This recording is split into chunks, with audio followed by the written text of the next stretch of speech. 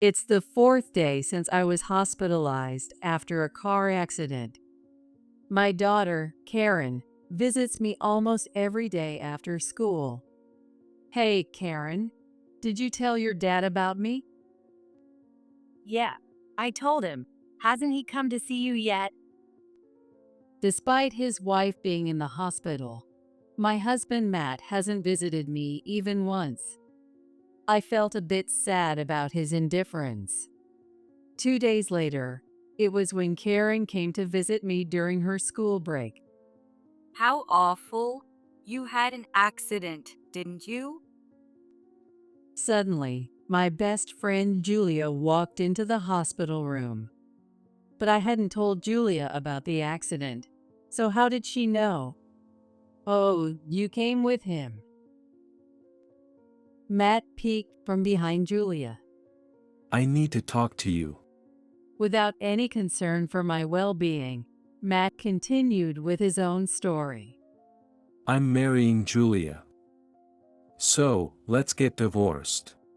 He announced it loudly enough for everyone in the room to hear. What? What did you say? I said, I love Julia. We're getting married, so you need to leave with Karen. I couldn't believe what I was hearing and asked again, but I still couldn't grasp the suddenness of it all. Julia, what's going on? It means exactly what it sounds like. I love Matt. Can you let me have him? Julia's expression was serious. Can such a selfish thing really happen? Ignoring the two fervent visitors, my daughter burst into laughter. Hey, you two can't get married. Because. What Karen said next was unexpected. I'm Lydia Owens.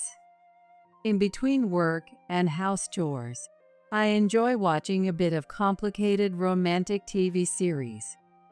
Wow, no way. Is this where it ends?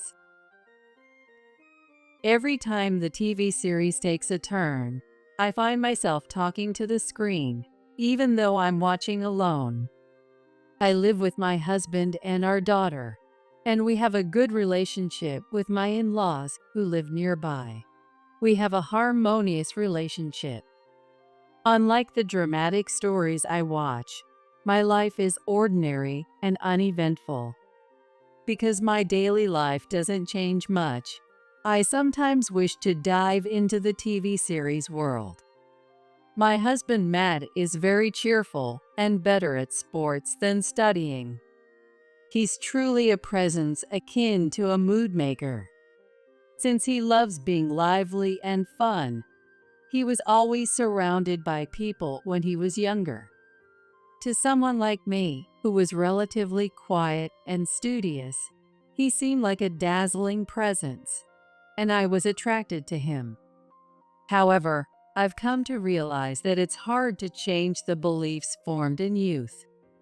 When young, it was very attractive, but now in our 40s, it's a bit problematic that nothing has changed. What I once admired about him has now become a point of worry. Recently, the relationship between Matt and our daughter Karen has been a source of concern.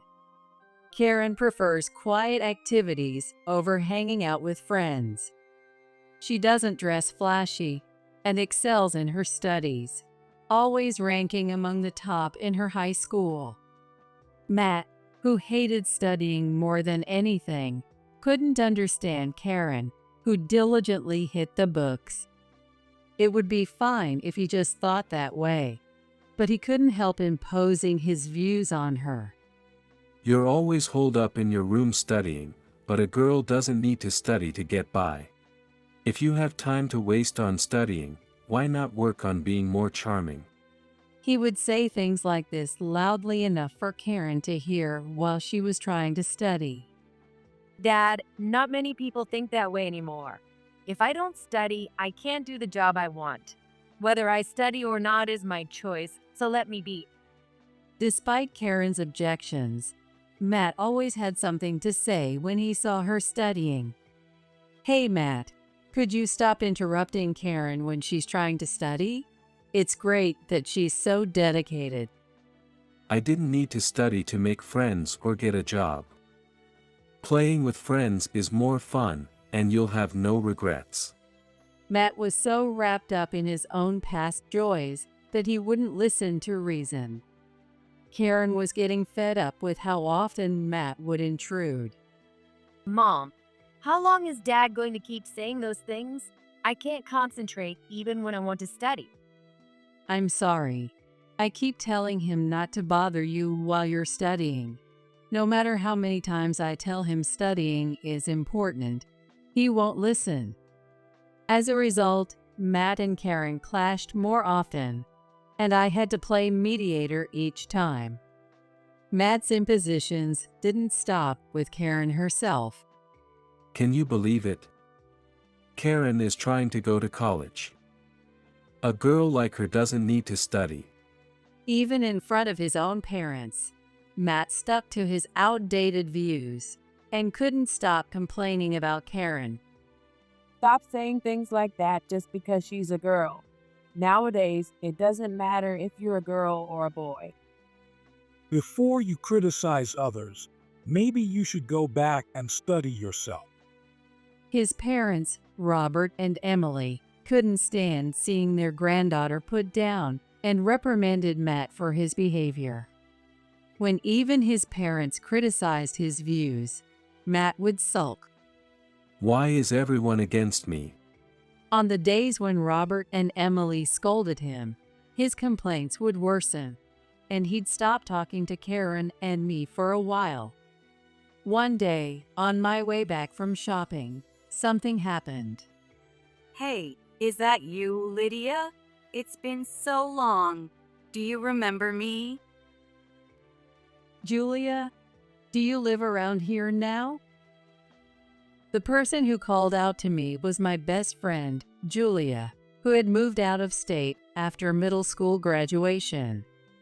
Julia was always knowledgeable about fashion, makeup, and nails, and I secretly admired her. She was the complete opposite of me, who could only study, but we somehow got along and spent a lot of time together. In exchange for teaching me about fashion, I often helped Julia, who struggled with schoolwork, study for tests. After she moved, we kept in touch through letters for a while, but as we both got busier with friends, the letters became less frequent.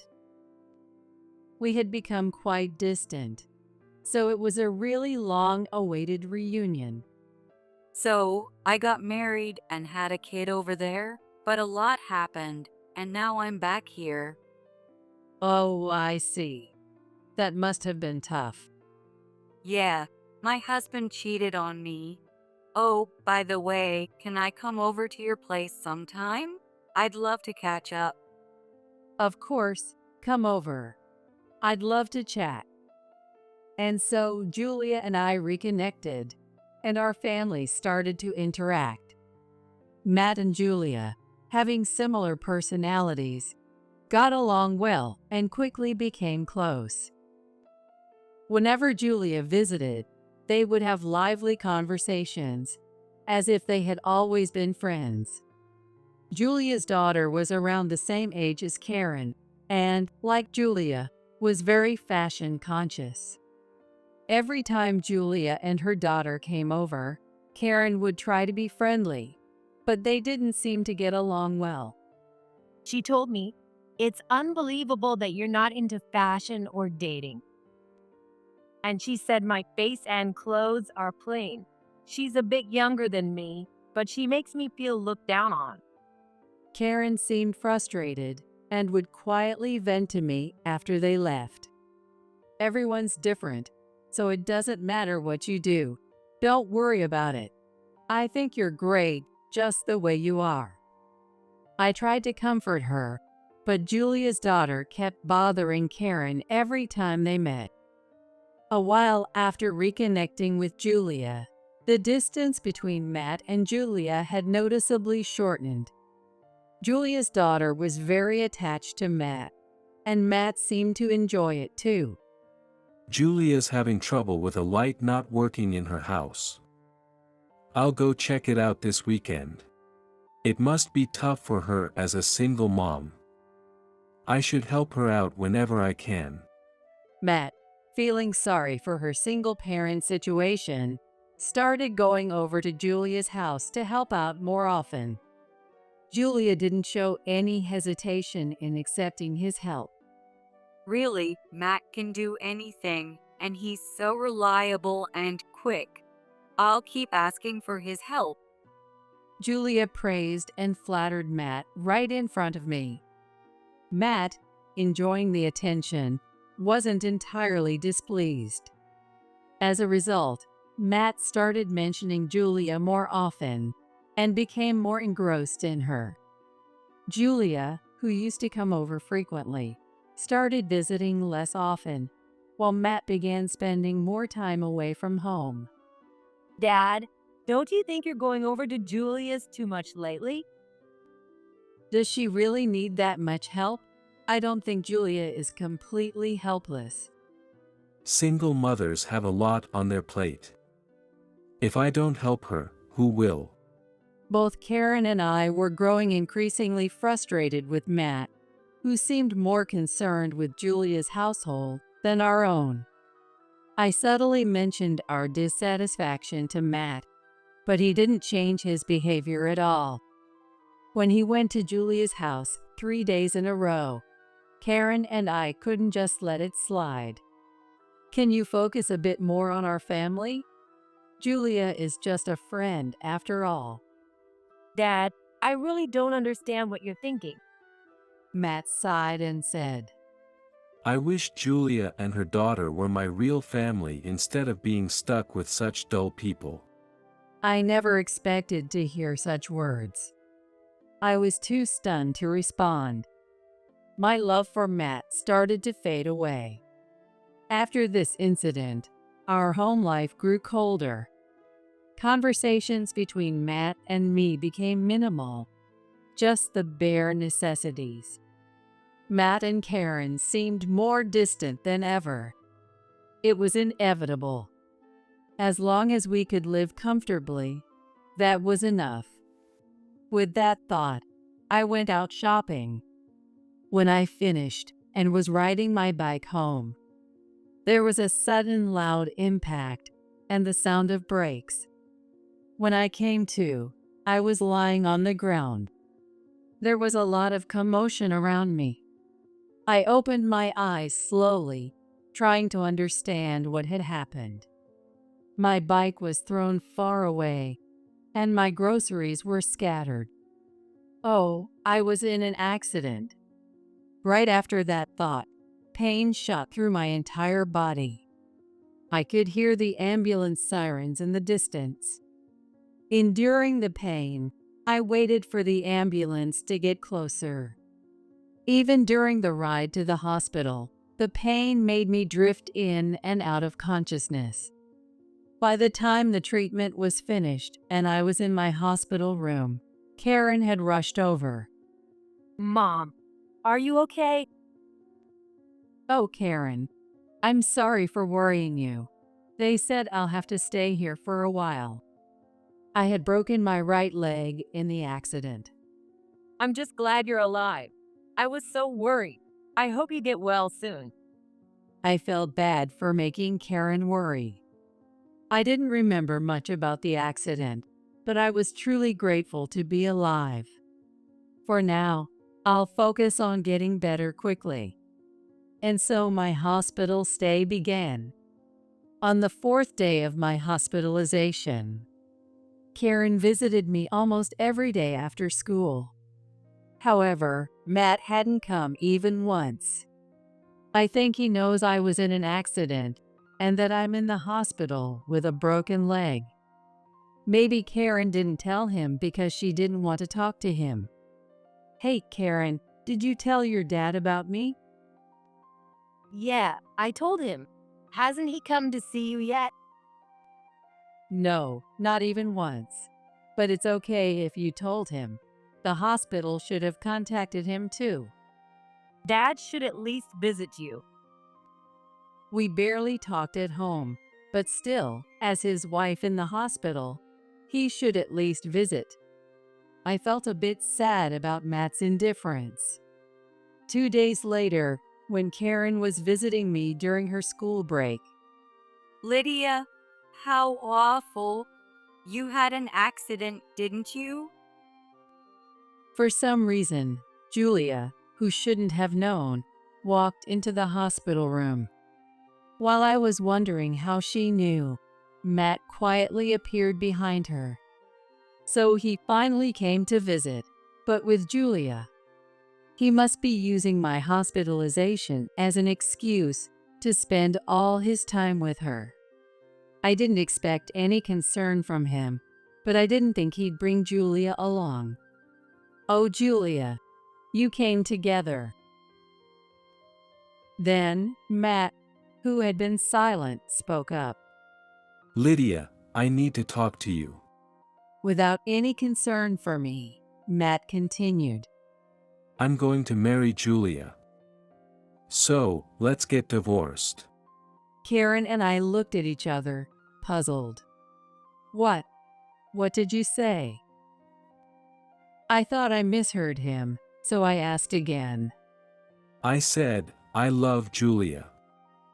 We're getting married, so you need to leave with Karen. I couldn't understand what he was saying at all. It was like a scene from one of the TV series I always watch. I realized talking to an excited Matt wouldn't get me anywhere, so I turned to Julia. Julia, what is this about? It means exactly what it sounds like. I love Matt. I need him. You two aren't close anymore, right? Can't you just let me have him? Julia's expression was serious. Can something so selfish even happen? Of all people, my husband, a true friend, wouldn't do this. You're the only one who thinks you're friends. What? What do you mean? Right, Julia? After Matt called out, Julia began to speak. Lydia, you've always been plain. You never matched my level of style.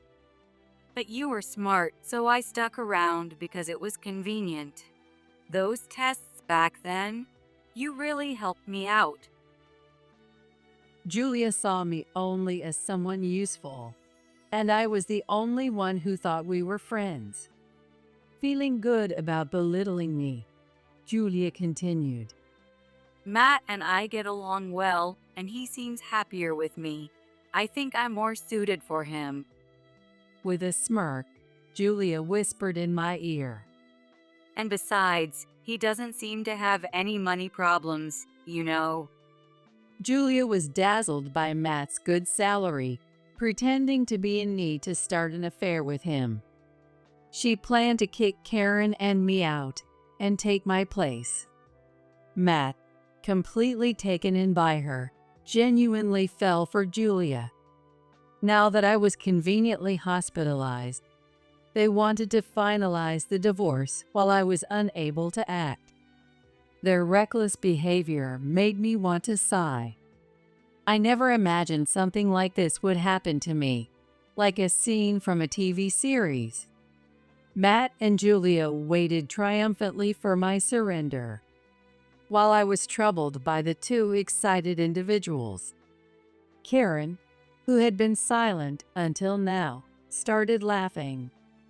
Hey, you two can't get married. Dad, don't you know? What Karen said next was unexpected.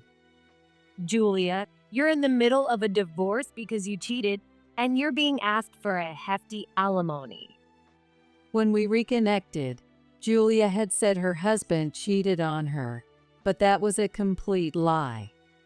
It turns out Julia was the one who cheated and was asked to leave, leading to divorce proceedings. During the divorce, she was looking for her next financial support and found the perfect target in Matt. Julia planned to get divorced once she secured Matt's promise to marry her, and waited for the 6 months until they could remarry. Moreover, she planned to control the household finances after remarrying to cover the alimony for her husband and her affair partner's wife with Matt's money. That's not true. I really love Matt. Julia shouted. Still, Karen continued unfazed. Well, Julia's daughter told me everything. She talked about a lot of things. Well, in the end, my mom and I were mocked as if we were disposable. Karen had somehow sensed the relationship between Matt and Julia. Predicting it would come to this, she used Julia's daughter to dig up any dirt she could. Julia's daughter looked down on Karen, so when Karen mentioned the potential divorce between Matt and me, she spilled all the family secrets to assert her superiority. Thanks to this, Karen learned about Julia's plan and was ready for trying to make it a trump card for when the time came. Her ability to calmly assess situations and gather information might be due to my consistent efforts in her education. All the divorce and legal knowledge I shared from the TV series I watched seemed to have paid off. Even though she's still in high school, I'm amazed at my daughter's insight and initiative. Julia, realizing her plan had been exposed, frantically called her daughter. What the hell did you blab about? Because of you, my plan is ruined. I'm left with nothing. I finally found a good cash cow. Julia started arguing with her daughter over the phone.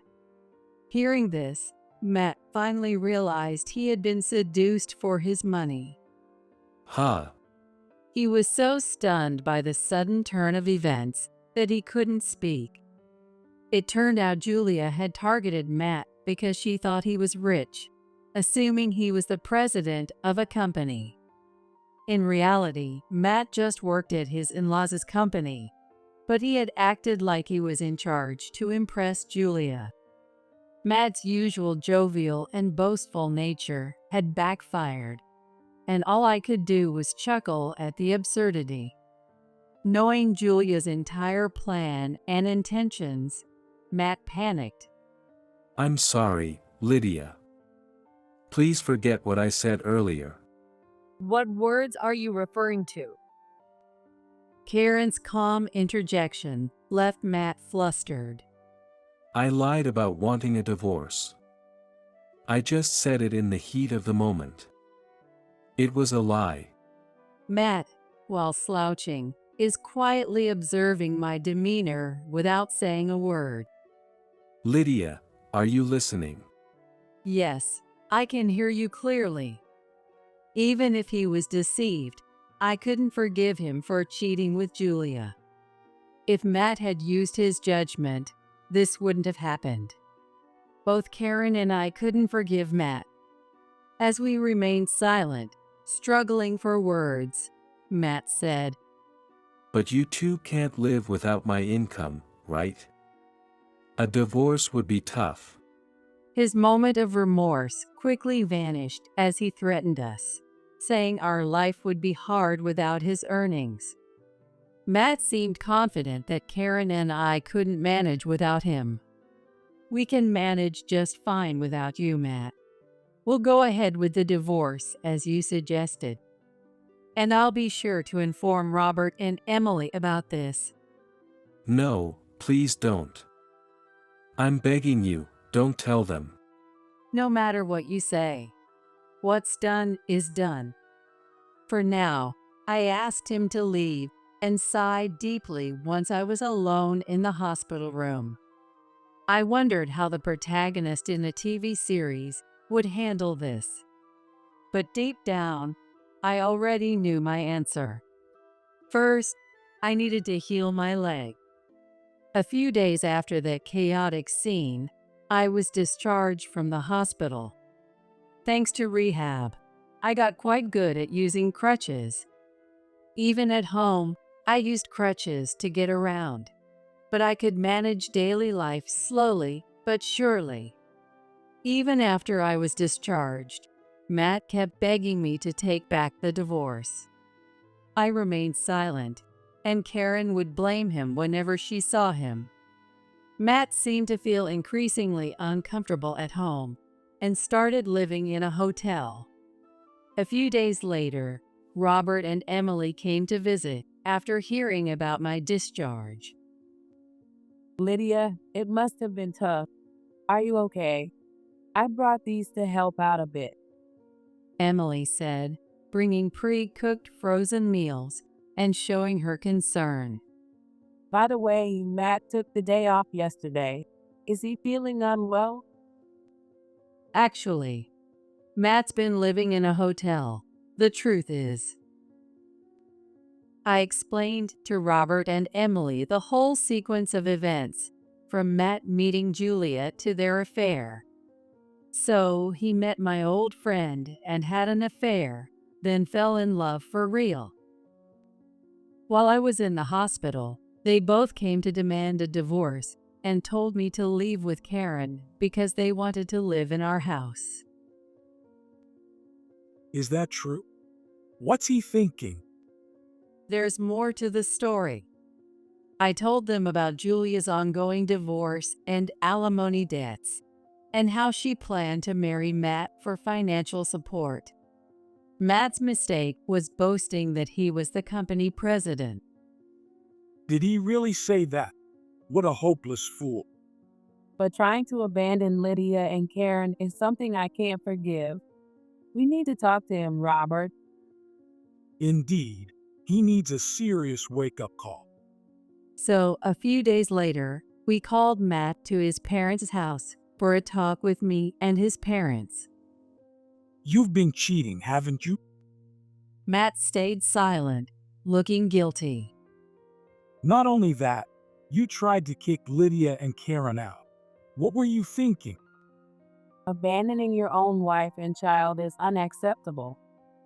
Finally, Matt spoke. No, you don't understand. I was just tricked. He tried to play the victim, claiming Julia manipulated him into seeking a divorce.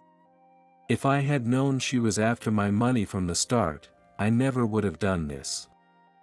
It's Lydia's fault for reconnecting with her. Matt wouldn't admit his mistakes. Instead, he blamed me. Seeing this, Robert's expression darkened. What? Are you saying it's not your fault? You still cheated. And you lied about being the president of the company? I was planning to have you take over, but I can't trust you now. You're fired. Robert's anger was palpable as he finally disowned Matt. Matt, you really let us down. Meanwhile, Emily seemed exasperated by her son's actions and lack of remorse. I'm sorry. No, my decision stands. You should be apologizing to Lydia. Lydia, I'm really sorry. Please give me another chance. Seeing Matt disowned by his parents, I felt a pang of pity. If I abandoned him too, he'd be completely alone, and my heart wavered. As I hesitated to respond, Emily spoke to me. Lydia, don't worry about Matt. Do whatever you feel is best. We're on your and Karen's side. Emily's words solidified my resolve. Let's get divorced. There's no going back. Please. Can't you reconsider? No, I've made up my mind. I'll be expecting alimony and child support. How did it come to this? And so we decided to get divorced.